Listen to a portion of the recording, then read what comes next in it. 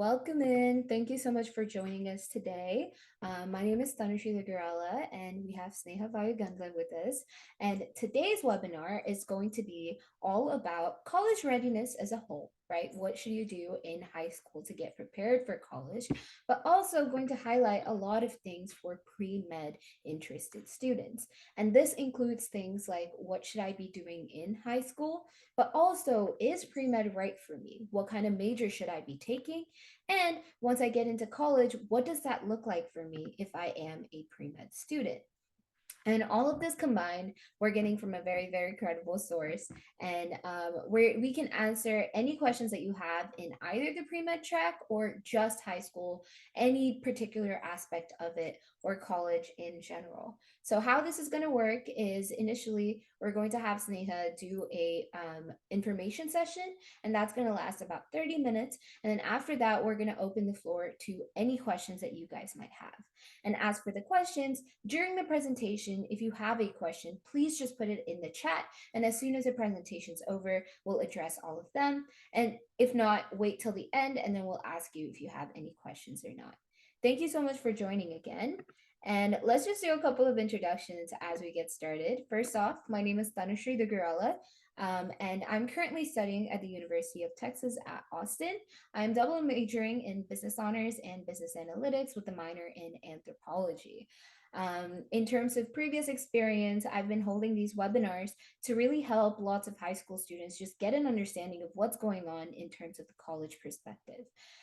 As someone who was the first to go to college in the US here, I understand what it feels like to not have someone my own age or someone that's just done it talk to me about everything that is going on. And this is the whole concept behind these webinars, to really get you guys the resources and the information that you need to make well-informed decisions and have a really smooth college admission process. And just for a couple of other quals, I was a PSAT National Merit finalist and a top 1% SAT scorer. I was involved in a lot of different extracurriculars in high school, and I've been tutoring students in SAT and college readiness for the past 2 to 3 years. And next, for our guest speaker that we've invited today, I'll let her introduce herself, but she's amazing and she's going to be teaching us a lot of information today. Sneha, you can take it off now. Perfect. Can everyone hear me okay? Can you hear me okay? All right, perfect. So, hi guys, my name is Sneha Vayugandla. I am a rising junior also at UT Austin. I am in the Liberal Arts Honors Program, majoring in a Bachelor of Science in Psychology with a certificate in pre-health professions, as well as a minor in Social and Behavioral Sciences. As for some of my previous experiences, I also am an SAT top 1% scorer. I got cum laude at UT Austin last year and this year. And in high school, I was involved in DECA, Student Council, HOSA, which, if you know what that is, that's the Health Occupation Students of America, Mu Alpha Theta, as well as varsity choir. And I have also tutored over 100 students in SAT and PSAT prep. So just a few things that I'm going to be going over today. I'm going to be going over some common questions that many of you may have about whether or not pre-med is for you or your children, what the day in the life of a pre-med student looks like, whether that be at UT or any other four-year college, the path to become a pre-med or go to medical school, choosing a major, all about the pre-med course track, the MCAT, and obviously at the end, plenty of time for me to answer all of you guys' questions. So some common questions and topics that I would want to address is, what is my high school journey? What did I do to be able to get into UT Austin and pursue pre-med? I was involved in a lot of things in high school. Something that I would recommend to not only pre-med students, but also every other student that is aiming to go to a four-year college is to get involved in volunteering. So if you are pre-med, you're going to be focusing on non-clinical volunteering, which is volunteering that does not have to do with medicine. And also, you'd want to participate in some sort of clinical volunteering. Now, this is not a requirement, but it is an amazing thing to talk about for your college interviews, regardless of whether or not you're pre-med, and also extra things that you can write your supplemental essays about. So I volunteered at food pantries. I volunteered at Telugu class, Manabadi, if you've heard of that, teaching little kids how to speak, read, and write my native language, Telugu, and many other things that were through student council at my school. And what can I do to stand out in high school? I would 100% recommend that you volunteer, get involved in organizations at your high school, and not all of them have to be pre-medical related. So I was in choir, a lot of my friends were in show choir, lots of other things that you are interested in that you can talk about, whether that's in your essays or your interviews, or just things to make you stand out from a regular applicant. So, how do I know if the medical field is for me, and what does a day in the life look like as a pre-med? So, the path to becoming a physician is 4 years of high school, 4 years of undergrad, 4 years of medical school, 3 years or so of residency. That can vary between 2 to 3 years. And if you want to specialize, that can add anywhere between an extra 2 or 5 years. So, total, the number of years to become a physician after high school is around 11 years, and that can vary. So this is definitely a big commitment, and definitely you have to explore whether or not you are so passionate about this field that you are going to be about 27, 28 by the time you actually start working and having a stable income. So that is something that you definitely have to think about. And even if you don't want to become a physician, if you want to be involved in the medical field, there are so many other options. All the physician assistants, nurses, nurse practitioners, these people are so essential to the medical field. And I have shadowed so many people, and these are such amazing positions to go for as well. Today, I'm going to be focusing more on the physician aspect, but that is how the medical field is going to work if you were wanting to matriculate into the physician path. Now, what does the day in the life look like as a pre-med? I'm going to be speaking for UT Austin, but this applies to many colleges. So you're going to be expected to take numerous courses, which I will highlight in the second half. But you're going to be studying for about 4, 5, 6 hours outside of your classes every day. So you can think of this as like a full work day in college. You're going to be in class from anywhere between 3 to 6 hours a day, maybe even more, depending on your schedule. And on top of that, you can allocate about 2 hours of work to all of your hard pre-med classes. So it is definitely a big commitment, but it is 100% doable, and it is still amazing, and you can definitely have a lot of fun in college while you do that. Now, what kind of programs are offered? There are numerous programs that are offered if you are interested in the medicine path. I am just going to be doing the classic 4 years of undergrad, 4 years of medical school, 3 years of residency, but there are BSMD programs where it will be 4 years of undergrad and 4 years of medical school, but there is going to be some sort of a link between them. This is something that you would apply when you're applying to colleges right in high school. So it would be automatic admission into medical school directly from undergrad. Some of them have requirements like you have to meet a certain kind of MCAT score in order to do that. Some of them don't even allow you to take the MCAT, saying, okay, if you go to undergrad at this college and you maintain this GPA, you are only allowed to go to this medical school, or you will forfeit admission into that medical school. So every single program has different requirements. There are also accelerated BSMD programs where they are 7 years. So it'll be 3 years of undergrad instead of 4 years, and then 4 years of medical school. So these all vary. I know it's a lot of information, but these vary between all of the schools. So if you are 100% interested in pre-med, when you are applying to your colleges, make sure you research the in-state and out-of-state BSMD programs if that is something that you are interested in.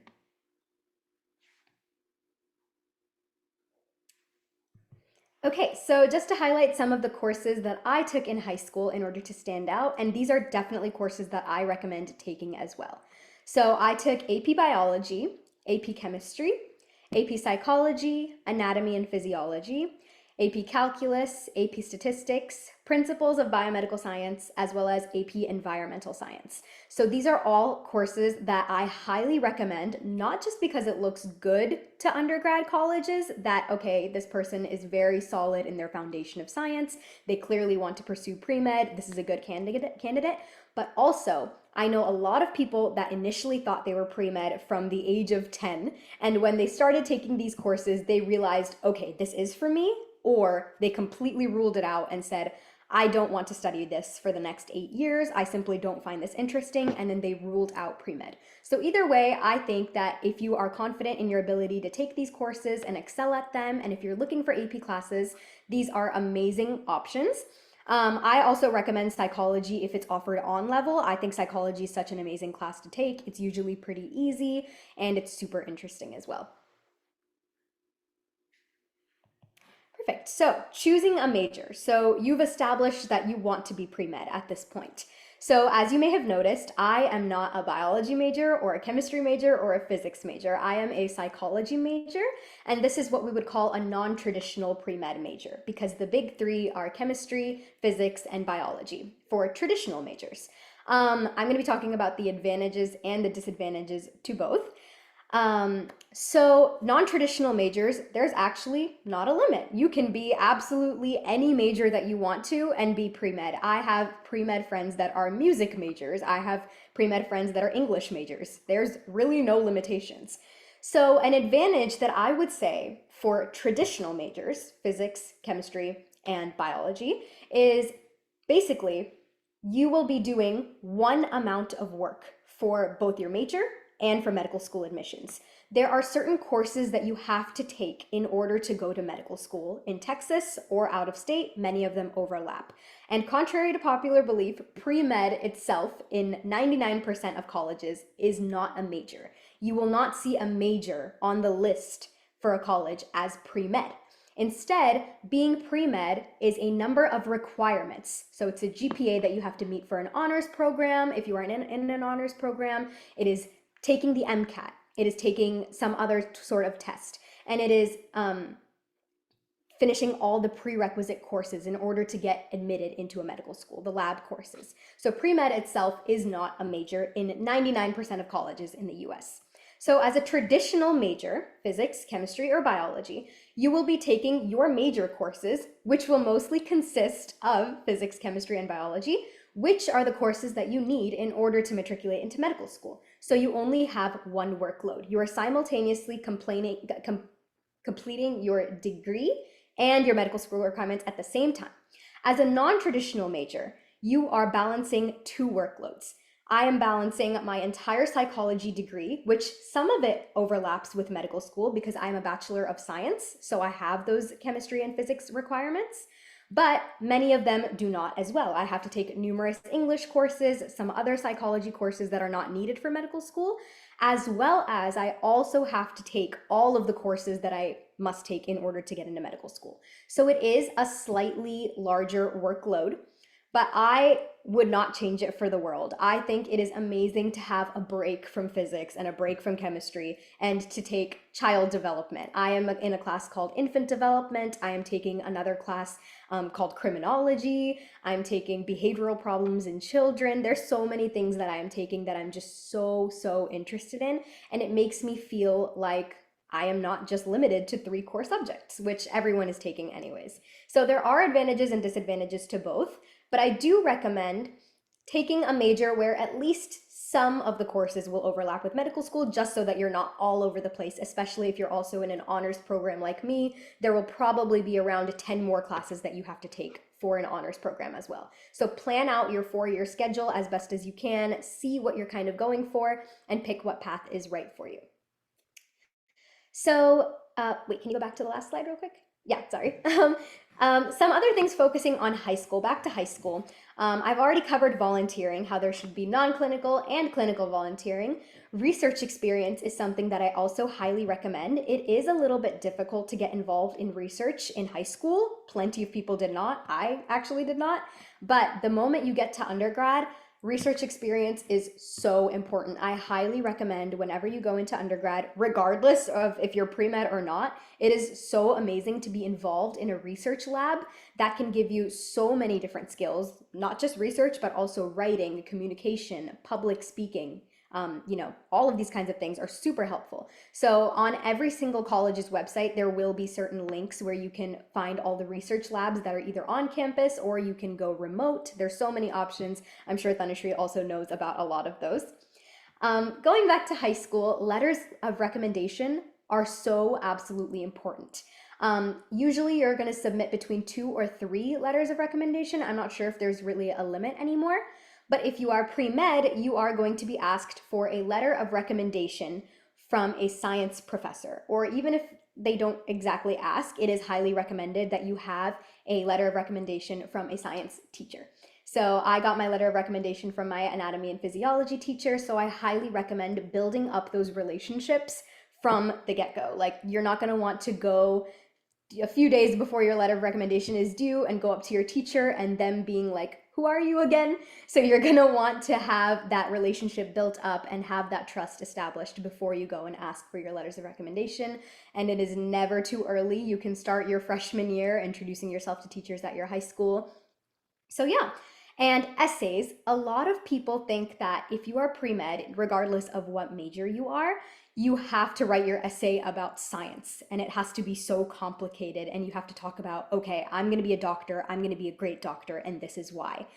I wrote my essay about galaxies and books in a library. So it is amazing to go out of the box. Every college admissions person knows that you are applying as a pre-med because you're passionate about science and you want to be a physician. You want to show them what is different about you. So do not feel limited in your essay topics at all. You can write about absolutely everything, anything you want, while also highlighting aspects of your own personality that would make you a great physician. You do not need to explicitly say, I want to be a physician in your essay. Just talk about the qualities in yourself that an admissions person would look at and be like, that would be a great doctor. So definitely don't limit yourself is my advice for essays, and definitely think out of the box because you want to stand out, not blend in with every single other pre-med out there. All right, so here is a little overview of all the courses that you will ever need to take in undergrad in order to matriculate into a Texas medical school. It is almost the same for all US medical schools, but they vary slightly. Some of them require more lab hours, something like that. But this is from TMD SAS, which is the medical school admission site for Texas.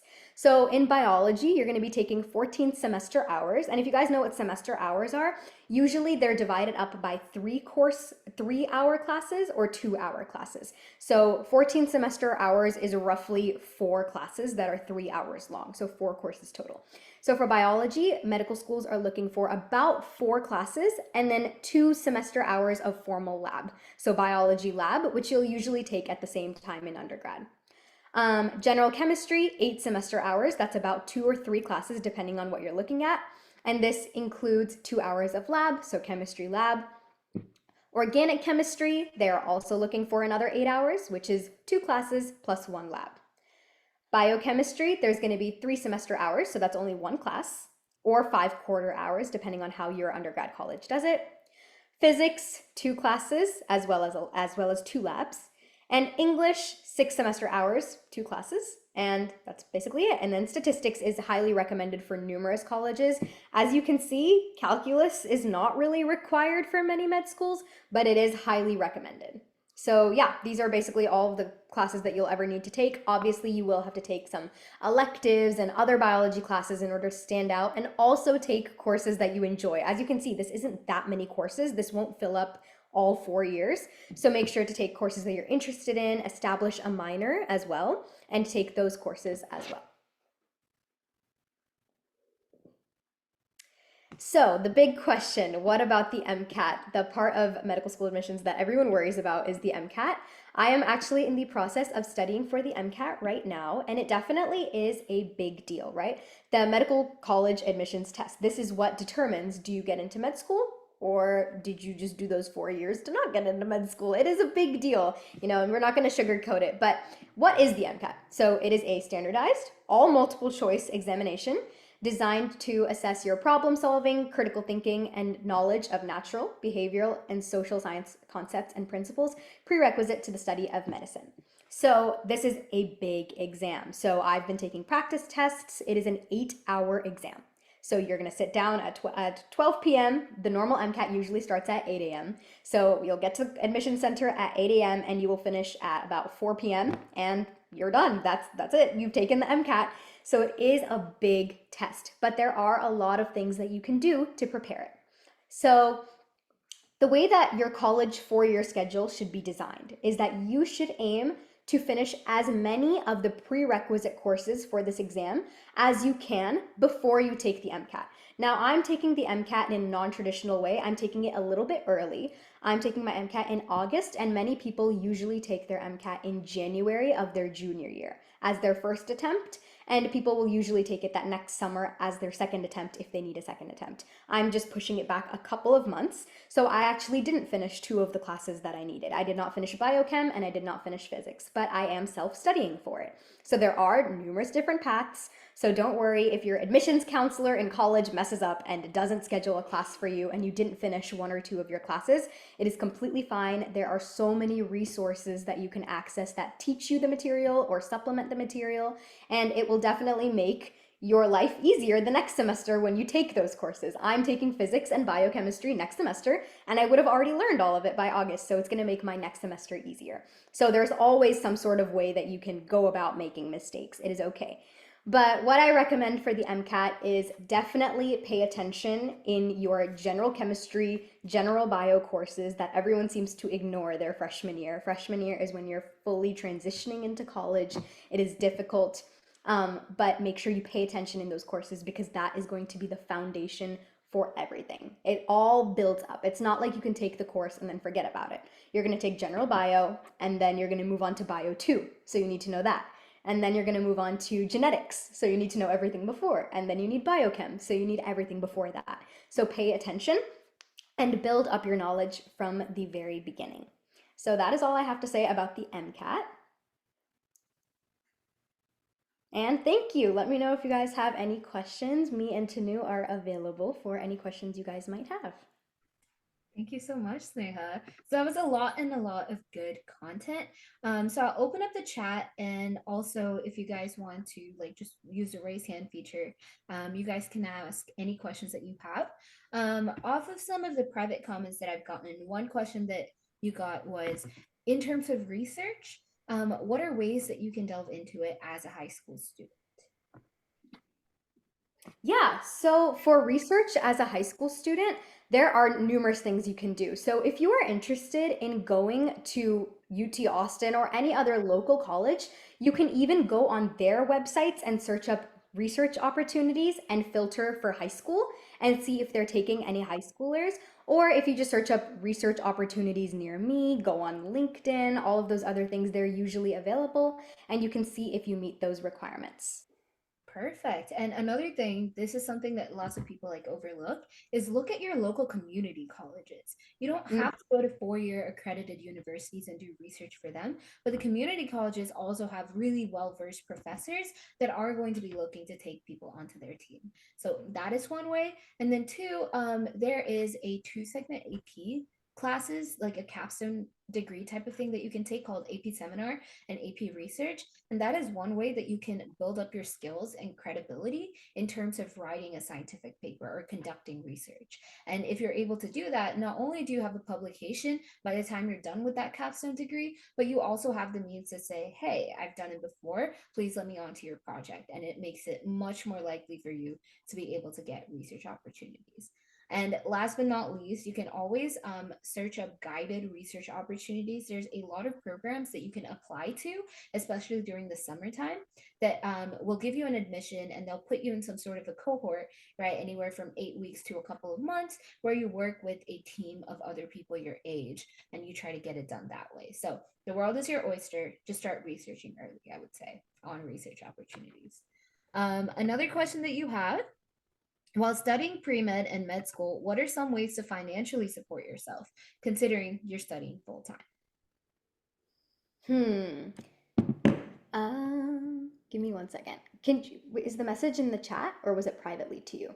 I think it was put privately, but from here on out, guys, like put it to everyone. Let everyone be able to see the message.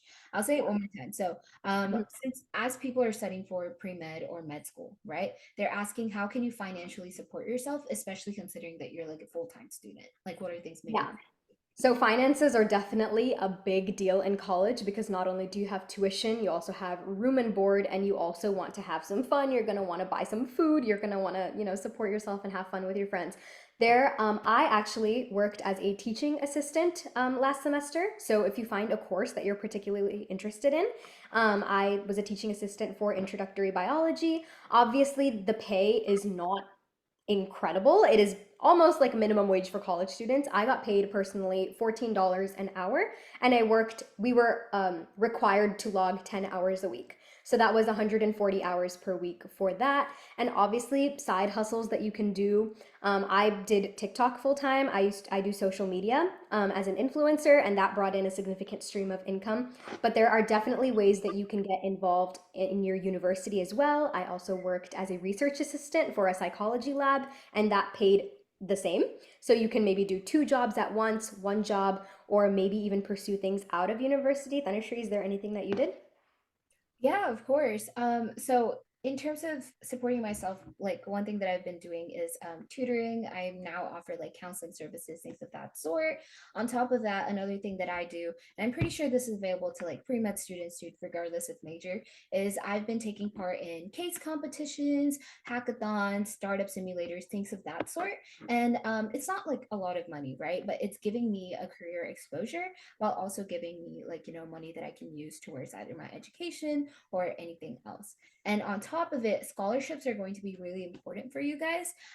Look at lots and lots of local scholarships. Those are the small brand ones. Like if you go for the big, like corporate company ones, those are a bit harder to get because a lot of people are applying. But Sneha, if you know any like particular things, do like hospitals, things of that sort have like grants and scholarships? What do you say?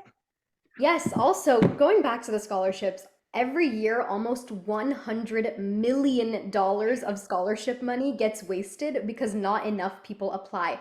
If you apply to somewhere around like 30, 40 scholarships, I guarantee you guys will get at least one or two. Like it is insane the amount of scholarships that are out there that we don't know about or people just don't have the time to apply for. So if you want to spend like a full weekend or even a few days just applying to scholarships, I think that would be a pretty beneficial use of your time. Also, speaking of hospitals, another thing that I would recommend to pre-med students especially, if you want to get certified as a medical assistant in your high school summer or like a medical scribe at your local hospital, that would be so beneficial because first of all, it gives you money. You usually get paid to do it. It is work experience in the medical field, and it is also experience almost like shadowing a physician because you're seeing their everyday life. And that will also help you decide if you want to go to medical school or not. But yeah, I highly recommend. I'm going to get my phlebotomy certification too very soon. So, drawing blood from people, all these kinds of things give you so much exposure. And these are things that you can get certified in high school. There are also community college courses at ACC and other community colleges where they have these semester long training courses. So, if you don't want to study for medical assistant certification all on your own, you can get a phlebotomy certification or a medical assistant certification through a course load at ACC. So it is more like structured and planned for you. So that's something I also definitely recommend. Great. And then another question that we got is how important are standardized test scores when getting into a pre-med track or a traditional major in general?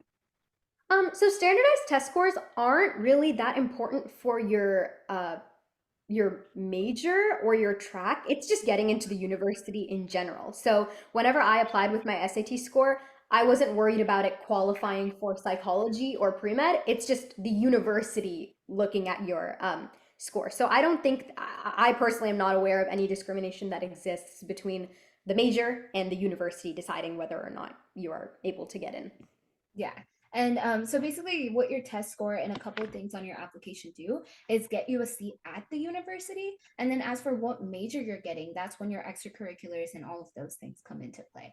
That being said, a lot of these like BMSD programs and things of that sort, they do look for a standard benchmark when it comes to SAT, ACT, standardized test scores. So it is really important that you guys study for that and show that you're ready for a level of rigor, but it's not a full make or break. Definitely have to study for it.